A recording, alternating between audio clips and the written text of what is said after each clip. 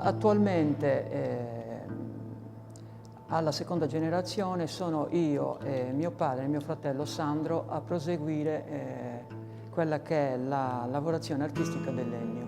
Mi piace sperimentare colori e forme e talvolta miscelare diverse tecniche e diversi stili. Il mio nonno ci ha insegnato la lavorazione del legno e mi diceva sempre, anche se il commercio non andava bene, di realizzare, di costruire tutto quello a tempo pieno perché poi si sarebbe trasformato in soldi, e questo è un ricordo che mi emoziona.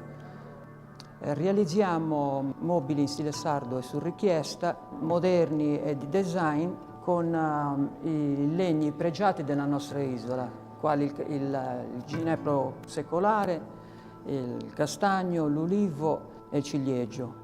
E li adoperiamo per fare gli intarsi di tavoli, sedie.